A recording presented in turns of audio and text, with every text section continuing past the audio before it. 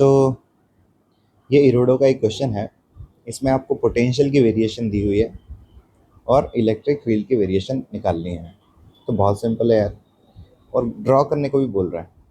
तो एक बार देखते हैं कैसे ऐसे क्वेश्चन को सॉल्व किया जाता है।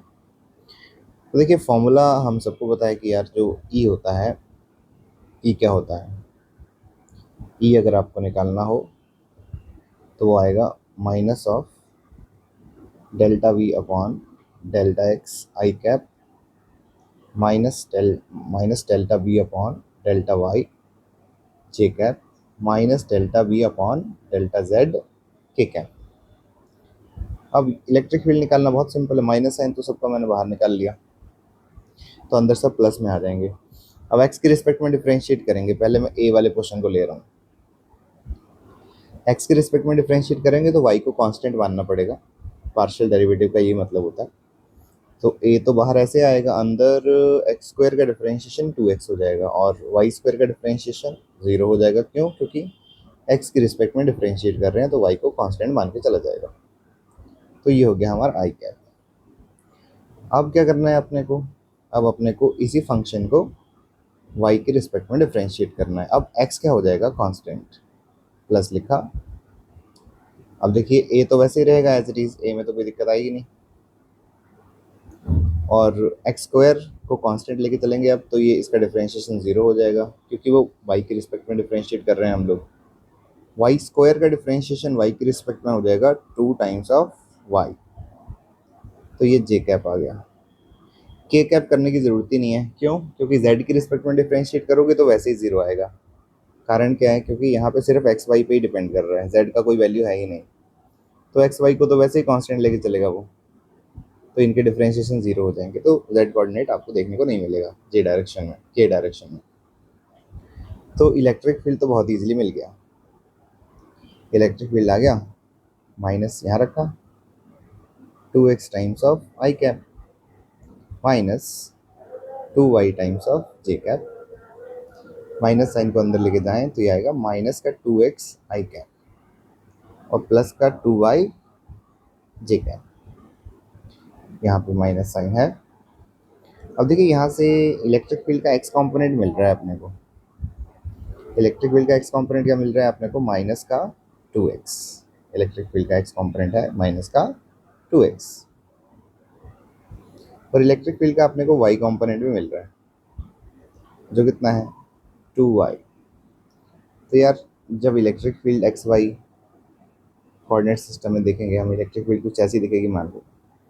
तो कुछ इलेक्ट्रिक फील्ड का एक्स कंपोनेंट है, कुछ इलेक्ट्रिक फील्ड का वाई कंपोनेंट है। तो ये स्लोप जो आता है tan थीटा, ये स्लोप क्या देखने को मिलता है अपने को? ये आएगा y component of electric field, ये वाला हिस्सा, और x component of electric field से इसको डिवाइड कर देंगे। तो अगर हम ऐसा करेंगे तो अपने को क्या मिलेगा? 2y डिवाइडेड बाय माइनस का 2x। सो tan थीटा अपने को क्या मिला? माइनस का y अपॉन एक्स। अब tan theta y x graph में अपने को पता है ये dy अपॉन डी एक्स के बराबर होता है। dy अपॉन डी एक्स ही tan थीटा होता है, जो आएगा माइनस वाई अपॉन एक्स। तो यहाँ से अगर हम इसको सॉल्व करें तो ये आएगा dy upon y and plus का dx upon x is equal to क्या आ जाएगा? 0। अब इसको इंटीग्रेट करें दोनों साइड, इंटीग्रेट करेंगे तो ये क्या आ जाएगा? Natural log of y. ये आ जाएगा natural log of x is equal to, यहाँ पे कुछ कांस्टेंट, यहाँ पे कुछ कांस्टेंट, क्योंकि इंटीग्रेशन अगर 0 का भी करोगे तो कुछ कांस्टेंट आपको देखने को मिल सकता है, क्योंकि इंटीग्रेशन तो इनिशियल कंडीशन में डिपेंड करती है। तो इसको लिखा जा सकता है natural log of y into x is equal to constant, जिसका मतलब x इंटू वाई या y into x is equal to e की पावर c, जो कि एक नया कांस्टेंट हो जाएगा, c डैश बोल देते हैं। तो निकल के आ रहा है y into x is equal to some constant value. तो देखें ध्यान से, तो y is inversely proportional to 1/x। और ये हाइपरबोला का ग्राफ हमें, रेक्टेंगुलर हाइपरबोला का ग्राफ कैसा होता है हमें पता है। तो यहाँ पे तो ये ऐसा देखने को मिलता है ना, अगर फर्स्ट क्वाड्रेंट की बात करें। अब हमारे केस में आप देखो कि यार एक्स कंपोनेंट जो था, ध्यान से अगर आप देखो तो एक्स कंपोनेंट क्या था, नेगेटिव था, और वाई कंपोनेंट क्या था, पॉजिटिव।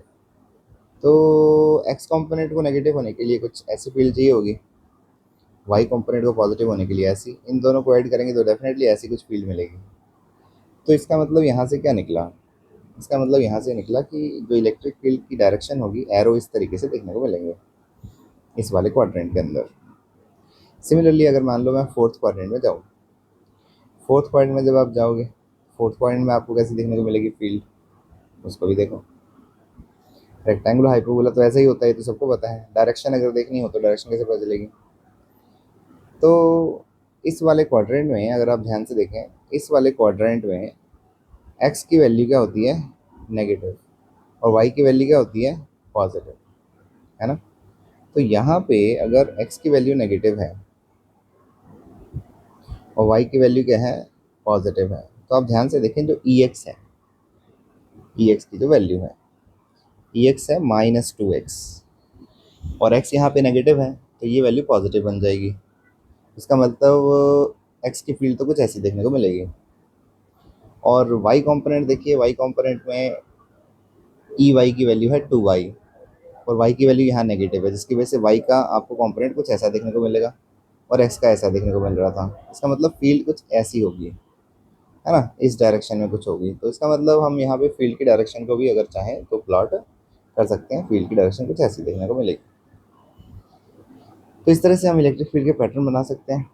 हम चाहें तो सेकंड और फोर्थ कोऑर्डिनेट में भी निकाल सकते हैं, तो उसको भी मैं दिखा देता हूँ आपको। देखिए इसमें रेक्टेंगुलर हाइपरबोला कुछ ऐसा दिखेगा, इस पर रेक्टेंगुलर हाइपरबोला कुछ कुछ इस तरीके से दिखेगा। और इस वाले क्वाड्रेंट में अगर आप आ जाएं तो यहाँ एक्स नेगेटिव है। अगर यहाँ पे एक्स नेगेटिव है तो इसका मतलब क्या होगा भाई, ध्यान से अगर आप देखें तो एक्स नेगेटिव है तो यहाँ ई एक्स क्या हो जाएगा, पॉजिटिव हो जाएगा। तो मतलब कुछ ऐसा ई एक्स देखने को मिलेगा। और वाई यहाँ पे ऑफकोर्स पॉजिटिव है तो वाई ऐसा देखने को मिलेगा। तो इन दोनों का एडिशन कुछ ऐसा होगा जिसकी वजह से आपको फील्ड का पैटर्न कुछ ऐसा देखने को मिलेगा। इस तरीके से हम यहाँ भी प्रूव कर सकते हैं कि यहाँ कुछ ऐसा पैटर्न देखने को मिलेगा। तो ये है जिस तरीके से हम लोग क्वेश्चन को सॉल्व करते हैं। सिमिलर तरीके से बी को भी सॉल्व किया जा सकता है। तो बी का मैं एटलीस्ट आपको इक्वेशन लिख के दिखा देता हूँ। सो बी में हमारे पास वैल्यू क्या थी, v is equal to a x y, v is equal to a x y. तो v कितना आ गया अपना, ए एक्स वाई।